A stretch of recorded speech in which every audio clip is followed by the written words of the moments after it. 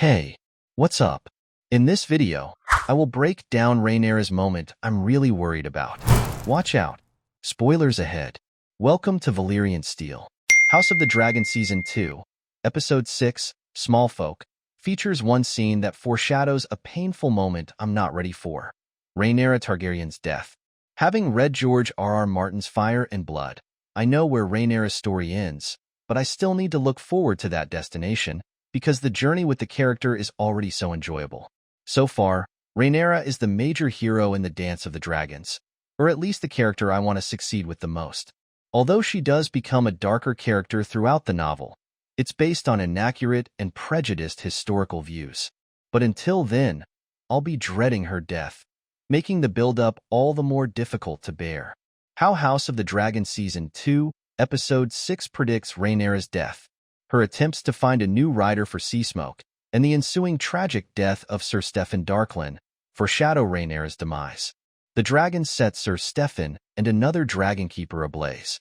Rhaenyra, with one of her boys by her side, watches in despair as the dragons causing Steffon to burn to death.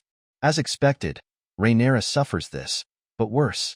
Sunfire, Aegon's dragon, slays Rhaenyra with fire before consuming her, while her son, Aegon the Younger, watches in horror. Later in the Civil War, after conquering and losing King's Landing, Rhaenyra dies and returns to Dragonstone, where she reunites with her half-brother, Aegon. It's a scene akin to what Rhaenyra and Jacaerys had to witness in House of the Dragon Season 2, Episode 6, but it'll be much more horrific for spectators, or so I'd imagine. When will Rhaenyra die in House of the Dragon? What makes me dread this even more is how far Rhaenyra has fallen by now. She had to abandon King's Landing, sell her crown, and lose numerous allies. Characterized as gray and haggard, she bears a striking resemblance to Rhaenyra from House of the Dragon Season 2.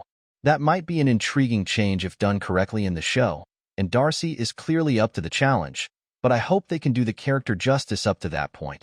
There is certainly a lot of narrative to work through before Rhaenyra's death occurs. To commence, Rhaenyra needs to seize control of King's Landing, an event that might not transpire until the third season of House of the Dragon. The drama has been steadily building up to the city's collapse, which may begin in the Season 2 finale, but it is unlikely to end with Rhaenyra on the Iron Throne at this time. Rhaenyra's death signifies a turning point in the story, and it would be surprising if HBO did not want her in the final season.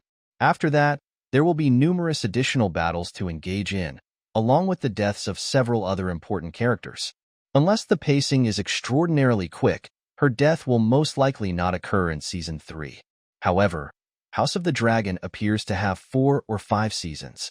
Rhaenyra's death signals a turning point in the story, and it would be surprising if HBO didn't want her in the final season, given that she is the show's main character, together with Alicent Hightower.